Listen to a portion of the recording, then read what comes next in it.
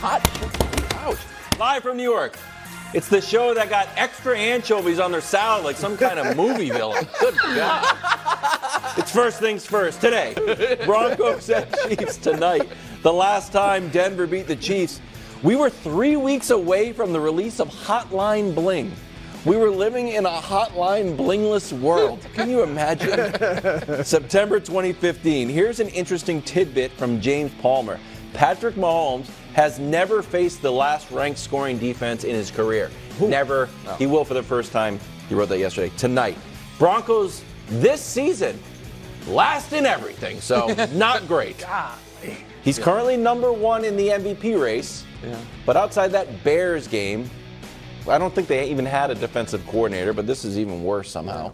Can we just make a promise to all Chiefs fans like myself around the world that we will see the real Patrick Mahomes, MVP Patrick Mahomes, not take the foot off the gas, we're practicing, Patrick Mahomes. Real deal.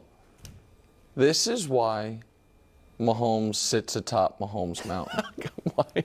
And this is why the Chiefs sit atop the committee's tiers. Mm-hmm. Because these are the questions that are asked of them. Not even can you just guarantee a victory. Not even can you guarantee a double-digit victory. But you are asking for style points. You are saying, we don't do this with any other player or any other team. This is a divisional opponent on a short week with, according to Brew, fringe Hall of Fame quarterback, fringe Hall of Fame coach, a desperate team. And you guys are like, can he do it with one arm tied behind his back? Well, I know we literally already saw him do it on one leg in the playoffs. Now can he, what more can we see from Patrick Mahomes? Listen, guys, this is what you're going to see tonight. You're going to see the Chiefs offensively make Denver prove they can stop the run, because they've given up almost 900 yards rushing in their last 4 games. So any team that 877 in the last 4 games, 150 in their last half of football against the New York Jets. So that's the first thing you're going to see. You are then going to see the Chiefs continue their mid-season wide receiver tryouts. That's what they're going to do. Sky Moore didn't get involved much last week. I would expect them to try to get him more involved. Justin Ross got his most action of the season last week, made the most of it. I think they will see more from him. And we heard from Kadarius Toney, which we'll talk more about later. What I am most interested in, while you guys continue to try to ask Patrick Mahomes to spin multiple plates while on a unicycle, I am going to actually the worst defense in the league. Be more interested.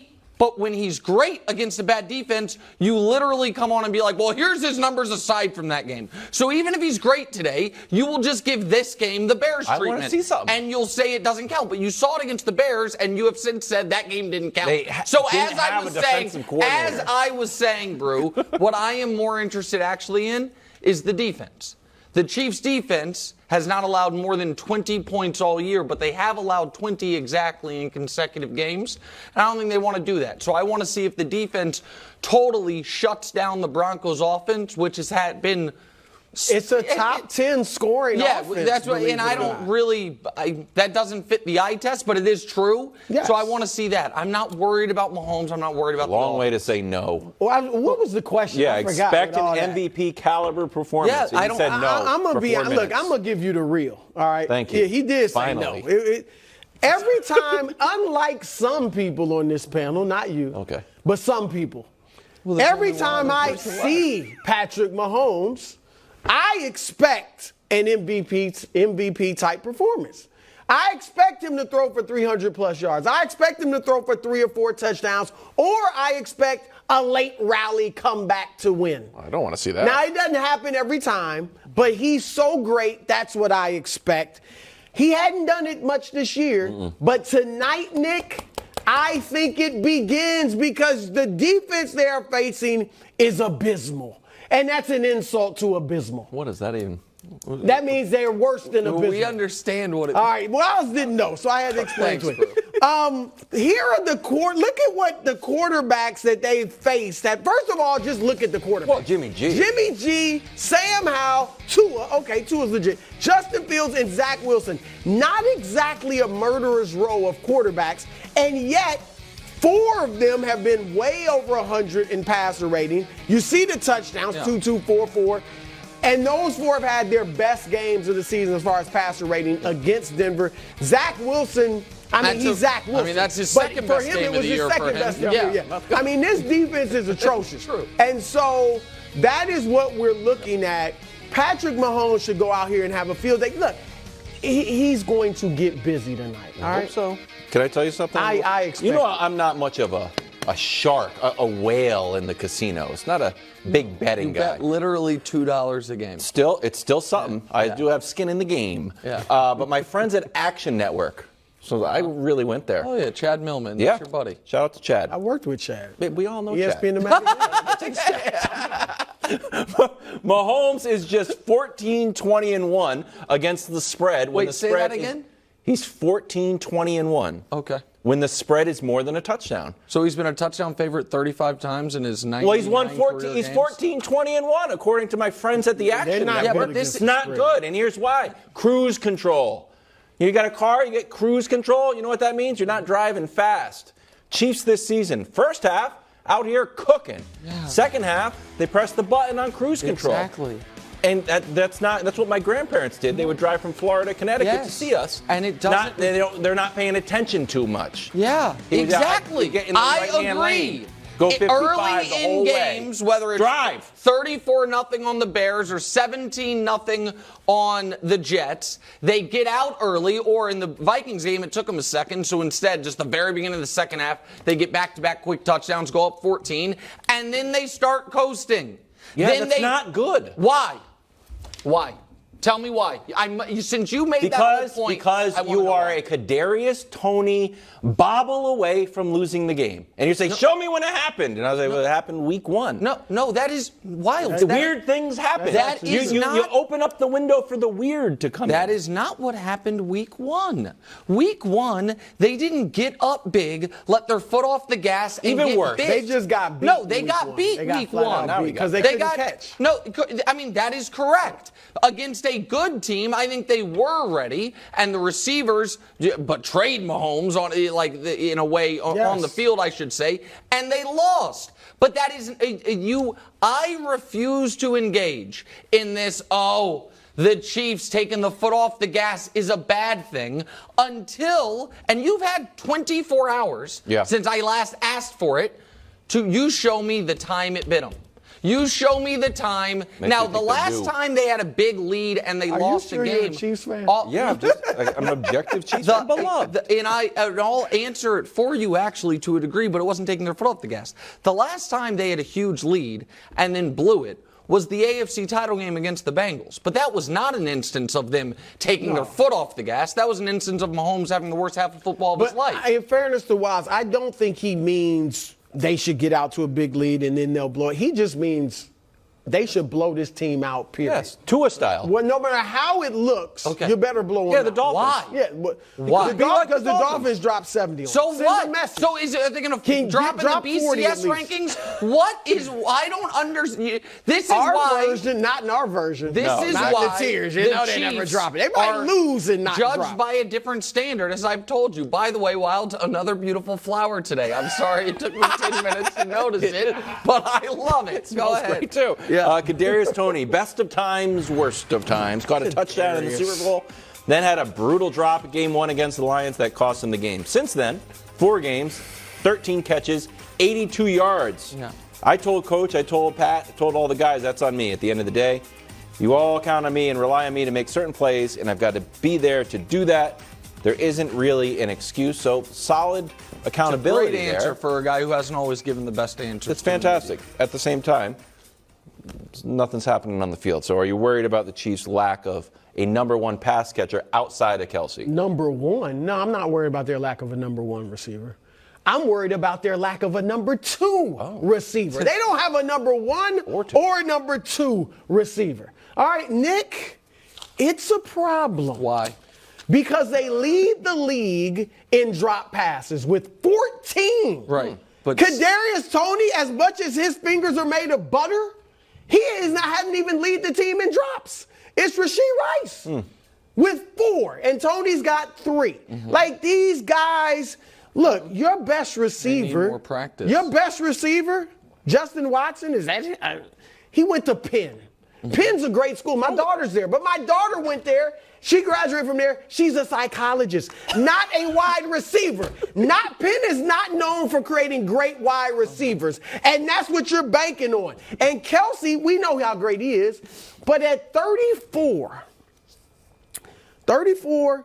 he missed the first game. Mm-hmm. He had only missed 2 in his previous 9 seasons, and now, a few games later, he's banged up. He's banged so up at all the 34, time. Are you going to be able to rely on Kelce to That's interesting. Work everything out because your other receivers can't catch? All right, so a few things. Or get open. They had 6 drops in week 1. They have 8 drops in the 4 weeks since then. So that's 2 a game. That's a little more than you'd like, but you can deal with that. The league-leading drops is a product of the awful week 1 that we discussed. Mm-hmm. That's the first point. Second point is, why do they need something they didn't have last year? They had it last year. Okay, let's show you the numbers. Here are the numbers last year through 5 weeks. Wildes, I'll ask you to be the neutral arbiter on that. Sure. Do those look shockingly similar? You know why that's deceptive, Nick. No, Brew, you keep saying. I told you last week. And Brew, and you were wrong then, and you're wrong now. Who? They had one receiver, who's Juju not good. Smith. He's not good now, and he wasn't but good. he was good last year. The year before he got to Kansas City, he had 129 yards. The year before that, he had 800 yards. The year before that, he had 500 obviously yards. 129 yards. He was injured. He played 5 games. This year, is he healthy? So you didn't think I'd go there and say you think I'd let that slide? Oh, no, 16, I have 17 all games the years, 129 yards. Juju Smith-Schuster's been had 1 year that he mattered. 1 year before he came to the Kansas City. He's been a legitimate receiver. He's been injured. Brew, that's wrong. He had 1,300 yards or 1,400 yards in 2018. In 2018. But with a great quarterback, and then the next year he was able to produce. The next year he was healthy. He had 550. The next year he was healthy. He had 830. The next year he played 5 games. He had 129. My point is, though, and then this year he has 86. Last year with Mahomes? He had 933 yards. Any of these other guys, Tony and Rice and Watson, they going to do that? Yes. Really? Yes, because that's why I showed you the first graphic. The first graphic, Brew, that's a total, though. That's not one guy. I understand. Which one of them is on pace to get 900 receivers? Nobody right now is on pace, but Juju through 5 weeks last year was not on pace. He had to distinguish himself. Last year, they were doing the same rotation with MVS, with Juju. They then brought in Kadarius Toney. We watched it. And those guys that you said they so desperately miss, I don't know if we can show their numbers again. Juju and Hardman this year have 90 yards for their teams. This year, or 92, pardon me, that's unfair. Fine, they're not doing it this year. They don't have great quarterbacks. But when they have a great quarterback, they can produce. But the other guys with the Chiefs now, I don't even know if they can produce with a great quarterback. All right, let's go on to this topic that Brew made us throw in the show. Which I don't understand. I did not. Travis Kelce listed as questionable, but is expected to play tonight. Obviously, short rest from the injury on Sunday. Yeah. He was so injured, he only caught 1 touchdown. Yeah, and he missed 1 whole series. Is this a good or a bad idea, bro, for Kelce to play, even though he's not 100%? Where am I from? You're from Ohio, we think. But where's Kelce from? He's from Ohio. But aren't you where's Burrow from? Ohio. From Ohio. What do Ohio cats do? Seems like they tough it out. Yeah. They fight through the pain and they play. All right, so why are you mad about this? Can you run? Me? Can you trot, young man? Then get out there and play. All right? But why are you mad about I know that the audience knows my feelings and my answer on this. I want to know what our 2 resident softies think about it. All right? That think a guy has to be 150% to go out there and play. Brew. What do y'all think? Should he play? Good idea? I am totally fine with Travis Kelce. Really? Yes. And now you're going. That's going against your track record of. No, that's the thing. Is that a nick? No. Is that a scratch? Who are the 2 guys? Sit out this weekend. Who are the 2 guys don't want to put yourself in harm's way that I've said I thought should sit? Baker Mayfield, right? Who was fine.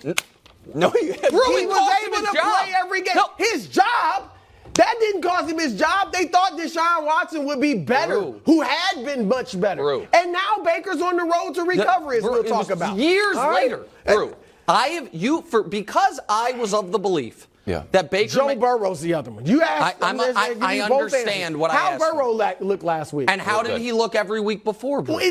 That he was getting better. Okay, you keep saying that. As proven by last week. Okay, Brew.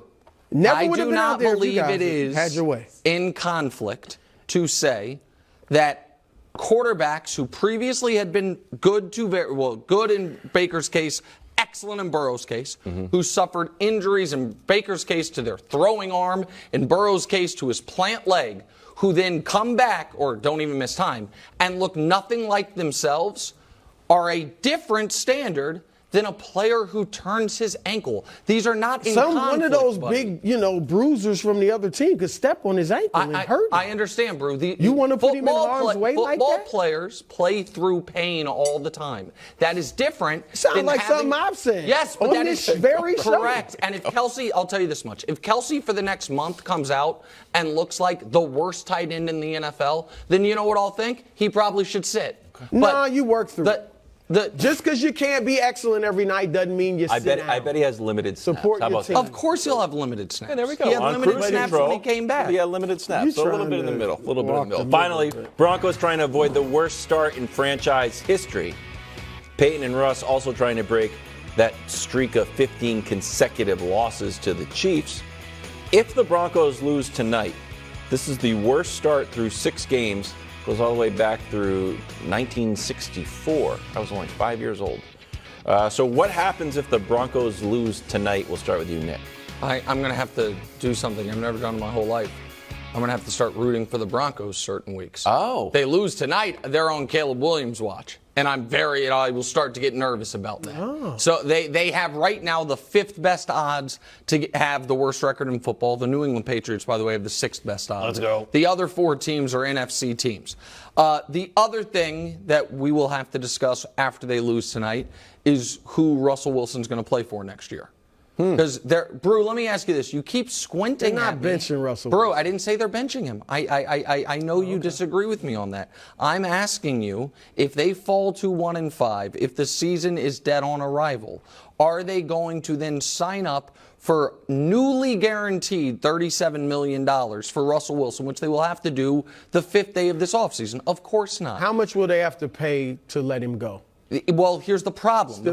It's $85 million to let him go this offseason. But the problem is, if you keep him another year, it's then actually $86 million because that new money guarantees. He has new guarantees kick in. Right. So the Broncos are going to 85 just to. It's going to be 86. Because if they're not getting Caleb Williams, who they getting that's going to be better than Russ?